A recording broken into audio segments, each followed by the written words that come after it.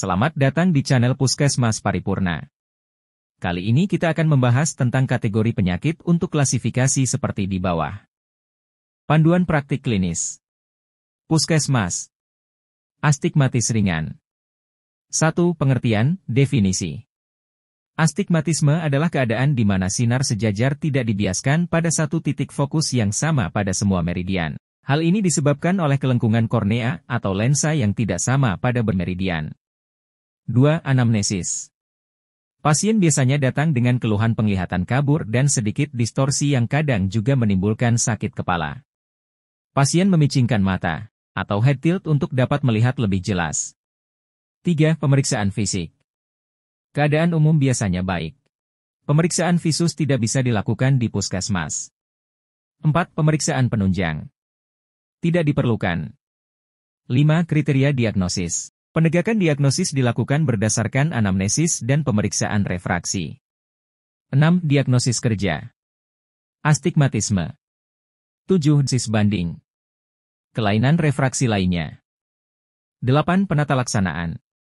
Di puskesmas tidak dapat memberikan kacamata. Penggunaan kacamata lensa silindris dengan koreksi yang sesuai. 9. Edukasi. Memberitahu keluarga bahwa astigmatisme merupakan gangguan penglihatan yang dikoreksi. 10. Kriteria rujukan. 1. Tidak ada pemeriksaan visus. 2. Tidak ada koreksi kacamata. Resep kacamata harus dari spesialis mata. 11. Prognosis. 1. Et vitam. Bonam. 2. Et funtionam. Bonam. 3. Et sanationam. Bonam. 12. Referensi. Keputusan Menteri Kesehatan Republik Indonesia Nomor HK 0202 Menkes 514/2015 tentang panduan praktik klinis bagi dokter di fasilitas pelayanan kesehatan tingkat pertama. Hipermetropia. 1. Pengertian, definisi. Hipermetropia, rabun dekat, merupakan keadaan gangguan kekuatan pembiasan mata di mana sinar sejajar jauh tidak cukup kuat dibiaskan sehingga titik fokusnya terletak di belakang retina. Kelainan ini menyebar merata di berbagai geografis, etnis, usia dan jenis kelamin. 2. Anamnesis. Keluhan. 1. Penglihatan kurang jelas untuk objek yang dekat. 2. Sakit kepala terutama daerah frontal dan makin kuat pada penggunaan mata yang lama dan membaca dekat. Penglihatan tidak enak, asthenopia akomodatif eye strain, terutama lihat pada jarak yang tetap dan diperlukan penglihatan jelas pada jangka waktu yang lama, misalnya menonton TV dan lain-lain. 3. Mata sensitif terhadap sinar. 4. Spasma akomodasi yang dapat menimbulkan pseudomiopia. Mata juling dapat terjadi karena akomodasi yang berlebihan akan diikuti konvergensi yang pula. 3. Pemeriksaan fisik. Pemeriksaan visus dengan Snellen chart, pemeriksaan refraksi dengan trial lens dan trial frame. Pemeriksaan ini tidak dapat dilakukan di puskesmas. 4. Pemeriksaan penunjang. Tidak diperlukan. 5. Kriteria diagnosis. Diagnosis. Penegakan diagnosis dengan anamnesis dan pemeriksaan refraksi. 6. Diagnosis kerja. Hipermetropia. 7. Diagnosis banding. 8. Penata laksanaan. Koreksi dengan lensa sferis positif terkuat yang menghasilkan tajam penglihatan terbaik. 9. Edukasi. Memberitahu keluarga jika penyakit ini harus dikoreksi dengan bantuan kacamata. Karena jika tidak, maka mata akan berakomodasi terus-menerus dan menyebabkan komplikasi. 10. Kriteria rujukan. Rujukan dilakukan jika timbul komplikasi. Komplikasi. 1. Esotropia atau juling ke dalam terjadi akibat pasien selamanya melakukan akomodasi. 2. Glaukoma sekunder terjadi akibat hipertrofi otot siliar pada badan siliar yang akan mempersempit sudut bilik mata. 3. Ambliopia. 11. Prognosis. 1. Et vitam, bonam.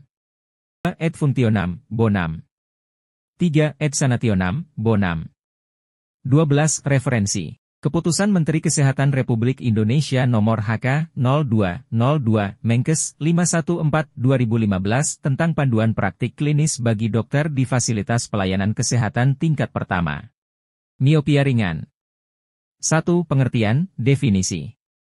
Miopia ringan adalah kelainan refraksi di mana sinar sejajar yang masuk ke mata dalam keadaan istirahat, tanpa akomodasi, akan dibiaskan ke titik fokus di depan retina. 2. Anamnesis. Keluhan. Penglihatan bila melihat jauh, mata cepat lelah, pusing dan mengantuk, cenderung memicingkan mata bila melihat jauh. Tidak terdapat riwayat kelainan sistemik, seperti diabetes mellitus, hipertensi, serta buta senja. Faktor risiko. Genetik dan faktor lingkungan meliputi kebiasaan melihat, membaca dekat, kurangnya akses luar rumah, dan tingkat pendidikan yang lebih tinggi. 3. Pemeriksaan fisik. Pemeriksaan visus dengan Snellen chart. 4. Pemeriksaan penunjang. 5. Kriteria diagnosis. Penegakan diagnosis berdasarkan anamnesis dan pemeriksaan refraksi. 6. Diagnosis kerja. Miopia ringan. 7. Diagnosis banding. 8. Penata laksanaan. Koreksi dengan kacamata lensa sferis negatif terlemah yang menghasilkan tajam penglihatan terbaik. Dirujuk. 9. Edukasi. 1. Membaca dalam cahaya yang cukup dan tidak membaca jarak terlalu dekat.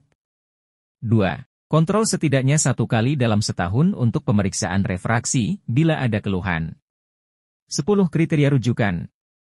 1. Kelainan refraksi yang progresif. 2. Kelainan refraksi yang tidak maju dengan koreksi atau tidak ditemukan ukuran lensa yang memberikan perbaikan sus. 3. Kelainan yang tidak maju dengan pinhole. 11. Prognosis. 1. Ad vitam. Bonum. 2. Ad functionam.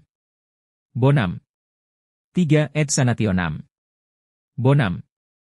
12. Referensi. Keputusan Menteri Kesehatan Republik Indonesia Nomor HK-02-02 Menkes 514/2015 tentang panduan praktik klinis bagi dokter di fasilitas pelayanan kesehatan tingkat pertama. Presbiopia. 1. Pengertian, definisi. Presbiopia adalah suatu kondisi yang berhubungan dengan usia di mana penglihatan kabur ketika melihat objek berjarak dekat. 2. Anamnesis. Keluhan. 1. Penglihatan kabur ketika melihat dekat. 2. Gejala lain, setelah membaca mata terasa lelah, berair, dan sering terasa perih. 3. Membaca dilakukan dengan menjauhkan kertas yang dibaca. 4. Terdapat gangguan pekerjaan terutama pada malam hari dan perlu sinar lebih terang untuk membaca. Faktor risiko. Usia lanjut umumnya lebih dari 40 tahun. 3. Pemeriksaan fisik. Pemeriksaan Snellen chart tidak bisa dilakukan di puskesmas. 4. Pemeriksaan penunjang. Tidak diperlukan. 5. Kriteria diagnosis. 6. Diagnosis kerja. Presbiopia. 7. Diagnosis banding. 8. Penata laksanaan. Dirujuk untuk pemeriksaan refraksi dan pemberian resep kacamata oleh dokter spesialis. 9. Edukasi. 1. Memberitahu pasien dan keluarga bahwa presbiopia merupakan kondisi degeneratif yang dialami hampir semua orang dan dapat dikoreksi dengan kacamata. 2. Pasien perlu kontrol setiap tahun, memeriksa apakah terdapat perubahan ukuran lensa koreksi. 10. Kriteria rujukan. Jika tidak ada pemeriksaan Snellen. 11. Prognosis. 1. Ad vitam. Bonum. 2. Ad functionam. Bonum. 3. Ad sanationem. Bonum. 12. Referensi. Keputusan Menteri Kesehatan Republik Indonesia Nomor HK-02-02 Menkes 514/2015 tentang panduan praktik klinis bagi dokter di fasilitas pelayanan kesehatan tingkat pertama.